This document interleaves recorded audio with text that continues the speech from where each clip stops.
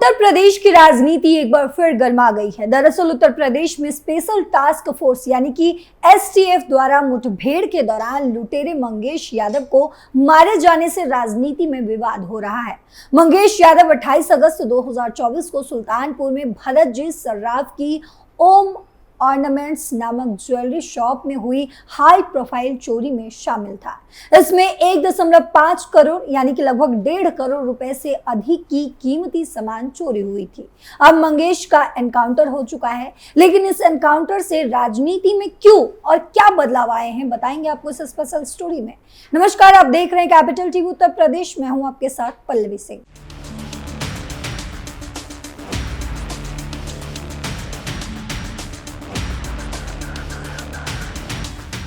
मंगेश यादव एक वांछित अपराधी था जिसके सिर पर 1 लाख रुपए का इनाम भी था। उसके खिलाफ लूट और चोरी के कई मामले दर्ज किए गए थे। 5 सितंबर 2024 को सुल्तानपुर के देहात कोतवाली के अंतर्गत मिशीरपुर पुरैना में एसटीएफ के साथ मुठभेड़ में वो मारा गया। पुलिस का कहना है कि उसने आत्मरक्षा में ये कार्रवाई की है। अखिलेश यादव ने फिर खेला जाति कार्ड। वहीं अखिलेश यादव की समाजवादी पार्टी ने इसमें भी जाति खोज लिया है, जैसे कि वो हर जगह खोजते हैं। समाजवादी पार्टी के सुप्रीमो अखिलेश यादव ने अपने एक्स पर एक लंबे पोस्ट में आरोप लगाया है कि उत्तर प्रदेश में सत्तारूढ़ भाजपा सरकार के सुल्तानपुर डकैती में शामिल लोगों से संबंध है। उन्होंने दावा किया है कि इन कथित संबंधों के कारण ही डकैती के 2 दिन बाद रायबरेली में एक अन्य मामले में मुख्य आरोपी विपिन सिंह को अदालत में समर्पण के लिए मजबूर किया गया। जातीय कार्ड खेलने के लिए कुख्यात राजनीति के प्रमुख अखिलेश यादव ने आरोपों में इजाफा करते हुए आगे कहा कि सुल्तानपुर डकैती कांड के मुख्य आरोपी को आत्मसमर्पण के लिए मजबूर किया गया और अन्य गैर यादव आरोपियों को सिर्फ दिखावे के लिए पैर में गोली मारी गई, जबकि मंगेश यादव को उसकी जाति के कारण मार दिया गया। लुटेरों के लिए अखिलेश ने जताया संवेदना। वहीं एनकाउंटर में मारे गए लुटेरों के प्रति संवेदना व्यक्त करते हुए अखिलेश यादव ने कहा, जब मुख्य आरोपित ने आत्मसमर्पण कर दिया है तो लूटा गया सारा माल वापस किया जाना चाहिए और सरकार को अलग से मुआवजा भी देना चाहिए, क्योंकि ऐसी घटनाओं से होने वाले मानसिक आघात से उबरने में काफी समय लगता है। इससे व्यापार में नुकसान होता है, जिसकी भरपाई सरकार को करनी चाहिए। योगी सरकार पर फर्जी एनकाउंटर के लगाए आरोप। वहीं योगी सरकार पर फर्जी एनकाउंटर के अपने आरोपों को दोहराते हुए अखिलेश यादव ने कहा, नकली एनकाउंटर रक्षक को भक्षक बना देते हैं। समाधान नकली एनकाउंटर नहीं, असली कानून व्यवस्था है। भाजपा राज अपराधियों का अमृत काल है। जब तक जनता का दबाव और आक्रोश चरम सीमा पर नहीं पहुंच जाता, तब तक लूट में हिस्सेदारी का काम चलता रहता है और जब लगता है जनता घेर लेगी तो नकली एनकाउंटर का ऊपरी मरहम लगाने का दिखावा होता है। जनता सब समझती है कि कैसे कुछ लोगों को बचाया जाता है और कैसे लोगों को फंसाया जाता है। ये घोर निंदनीय है, ऐसा अखिलेश यादव ने अपने एक्स पर पोस्ट करते हुए लिखा।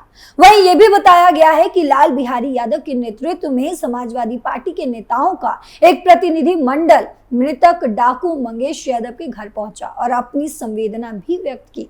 ऐसा लगता है कि ये अखिलेश यादव की यादव समुदाय के एकमात्र नेता के रूप में स्थिति को मजबूत करने का प्रयास है, भले ही इसके लिए किसी अपराधी का पक्ष ही क्यों ना लेना पड़े।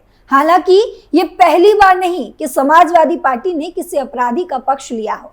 हाल ही में अयोध्या दुष्कर्म मामले में अखिलेश यादव ने नाबालिग लड़की से दुष्कर्म करने वाले आरोपियों का डीएनए टेस्ट कराने की भी मांग की थी। आपको याद होगा वो दिन जब अयोध्या प्रशासन ने नाबालिग लड़की से सामूहिक दुष्कर्म के मुख्य आरोपी और उनकी पार्टी के नेता मोईद खान की बेकरी को ध्वस्त कर दिया था। वहीं पिछले साल उमेश पाल हत्याकांड के गैंगस्टर से नेता बने अतीक अहमद के बेटे असद अहमद और उसके साथी गुलाम मोहम्मद पुलिस मुठभेड़ में मारे गए थे। उस समय भी अखिलेश यादव ने मारे गए अपराधियों के बचाव में उतरकर मुठभेड़ को फर्जी बता दिया था। ये तब हुआ जब घटना के सीसीटीवी फुटेज में साफ तौर पर दिखा था कि दोनों अपराधी उमेश पाल का पीछा कर रहे थे। सीसीटीवी फुटेज में असद अहमद और उसके साथी गुलाम मोहम्मद मोहम्मद को उमेश पाल पर पिस्तौल से हमला करते हुए साफ देखा गया था। इसके बावजूद भी अखिलेश यादव उनका बचाव करते रहे। इससे अखिलेश यादव ने मृतक गैंगस्टर मुख्तार अंसारी के प्रति अपने प्रेम का इजहार भी किया और उसकी मौत पर सपा विधायक महेंद्र नाथ यादव ने श्रद्धांजलि देने भी उनके घर पहुंचे थे। भाजपा ने समाजवादी पार्टी को घेरा। भाजपा ने समाजवादी पार्टी को अपराधियों का समर्थक बताया है। सपा नेताओं द्वारा लुटेरे मंगेश यादव के घर जाने पर भाजपा प्रवक्ता राकेश त्रिपाठी कहते हैं कि समाजवादी पार्टी अपराधियों का समर्थन करने में किस हद तक जाएगी। अब समाजवादी पार्टी अपराधियों के घर संवेदना व्यक्त करने जाती है या संवेदना जताने जा रही है। पहले सपा प्रमुख अखिलेश यादव मुख्तार अंसारी के घर संवेदना जताने जाते थे और अब मंगेश यादव के घर। क्या हुआ था 28 अगस्त को? लूट की यह घटना सुल्तानपुर जिले के नगर कोतवाली क्षेत्र के ठठेरी बाजार में हुई थी। बाजार में भरत जी सराफ ओम ऑर्नामेंट्स नाम से ज्वेलरी शॉप चलाते हैं। 28 अगस्त 2024 की सुबह लगभग 10 बजे का समय था जब भारत और उनके बेटे ने अपनी ज्वेलरी की दुकान खोली और काम करने लगे। दुकान पर रोज की तरह लोग आए, वहां पे खरीदारी की। जब दोपहर के करीब 12 बजे दुकान में 2 ग्राहक बैठे हुए थे, इसी बीच एक आरोपित ने अपने चेहरे पर रुमाल बांधकर दुकान में और भरत और उनके बेटे पर बंदूक तान दी बिना किसी बात के। दुकान में बैठे पिता पुत्र और दोनों ग्राहक हैरान रह गए। इससे पहले ही कि वो कुछ समझ पाते, गिरोह का एक और सदस्य हेलमेट पहने और काला बैग लेकर आता दिखाई दिया। इसके बाद 3 और बदमाश दुकान में घुसे और लूटपाट की। दुकान मालिक ने विरोध किया तो एक लुटेरे ने उनके सिर पर बंदूक तान दी, जबकि बाकी 2 लुटेरों ने दुकान के अंदर मौजूद 2 ग्राहकों पर पिस्तौल तान रखी थी। इस बीच 3 अन्य लुटेरों ने दुकान से कीमती सामान समेट लिया और घटना की सीसीटीवी फुटेज में दिख रहा है कि लुटेरों ने 1 करोड़ 40 लाख रुपए के जेवरात लूटकर बाइक से फरार हो गए। वही रिपोर्ट्स के मुताबिक इस घटना में कुल 12 लुटेरे शामिल थे जो 3 टीमों में बटे हुए थे। पहली टीम में पुष्पेंद्र, त्रिभुवन और सचिन शामिल थे जिन्होंने लूट की योजना बनाई थी। इनमें से त्रिभुवन ने एक बोलेरो कार का भी इंतजाम किया था।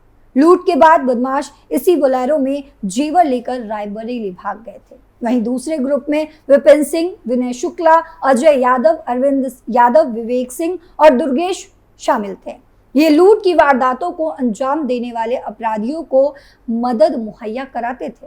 और वहीं तीसरे ग्रुप में फुरकान, अनुज प्रताप, अरबाज, मंगेश यादव और अंकित यादव शामिल थे। ये वही मंगेश यादव है जिनका एनकाउंटर हो चुका है, जिनकी मृत्यु हो चुकी है, जिन्होंने दिन दहाड़े दुकान में लूटपाट की थी।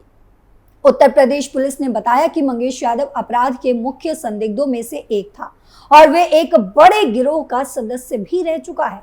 इस गिरोह के कई अन्य सदस्यों को पहले ही पकड़ा जा चुका था, लेकिन मंगेश यादव की कथित तौर पर पुलिस पर गोली चलाने के बाद हुई कार्रवाई में गोली लगने से उसकी मौत हो गई। शुरुआत में पुलिस ने बताया कि आरोपित लुटेरे 5 थे, लेकिन आगे की जांच में 12 लोगों के शामिल होने का पता चला।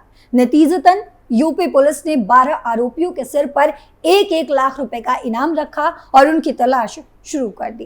इस गैंग के सदस्य विपिन सिंह ने रायबरेली में आत्मसमर्पण कर दिया और गैंग के अन्य सदस्य सचिन, पुष्पेंद्र और त्रिभुवन उर्फ लाला हरिजन को मंगलवार यानी कि 3 सितंबर को नगर कोतवाली के गौड़वा गांव में एनकाउंटर में गिरफ्तार करके इलाज के बाद जेल भेज दिया गया।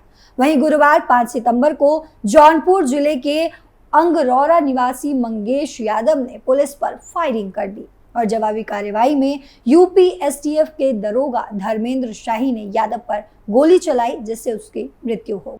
पुलिस ने बदमाशों से बरामद किए करोड़ों के सामान। पुलिस ने बदमाशों के पास से करीब 15 किलोग्राम चांदी के जेवर, 38.5 हजार रुपए नगद, चोरी की एक बाइक, 3 अवैध तमंचे, 3 कारतूस और 6 खोखे बरामद किए हैं।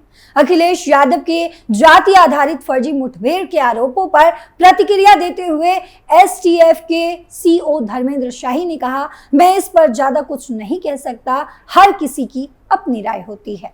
मंगेश यादव पर लूट और चोरी के 8 मामले दर्ज। वहीं मृतक लुटेरे मंगेश यादव पर चोरी और लूट के करीब 8 मुकदमे पहले से ही दर्ज हैं। साल 2021 में जिले के करौंदी कला थाने में मंगेश यादव के खिलाफ चोरी और बरामदगी का पहला मुकदमा दर्ज हुआ था। साल 2022 तक उसके खिलाफ 6 और मुकदमे दर्ज हो गए। साल 2023 में करौंदी कला थाने में उसके खिलाफ गैंगस्टर एक्ट के तहत कार्रवाई की गई थी। इसके बाद साल 2024 में उसके खिलाफ जौनपुर में बाइक चोरी की रिपोर्ट दर्ज हुई थी। चोरी की गई बाइक का इस्तेमाल सुल्तानपुर में आभूषण लूट में भी किया गया था। 28 अगस्त 2024 का वो दिन, उसका नाम सुल्तानपुर में सराफा लुटारों में आया था। गुरुवार 5 सितंबर की सुबह पुलिस मुठभेड़ में वो मारा गया और इस तरह उसके 4 साल के आपराधिक जीवन का अंत हो गया। इस तरह सुल्तानपुर लूटकांड के आरोपित मंगेश यादव की मृत्यु हुई, यानी कि वो मारा गया। 3 अन्य आरोपी गिरफ्तार हो चुके हैं। विपिन सिंह ने आत्मसमर्पण कर दिया है, जबकि फुरकान, अनुज, अरबाज, विनय शुक्ला, अंकित यादव, अजय यादव, अरविंद यादव, विवेक और दुर्गेश अभी भी फरार है। अब इस मामले के बाद से उत्तर प्रदेश की राजनीति में गर्माहट तेज हो गई है। लेकिन इस मामले में आपकी क्या राय है, कमेंट बॉक्स में जरूर बताते जाइएगा। फिलहाल मेरे साथ इतना ही। बाकी देश दुनिया की खबरों के लिए देखते रहिए कैपिटल टीवी। नमस्कार।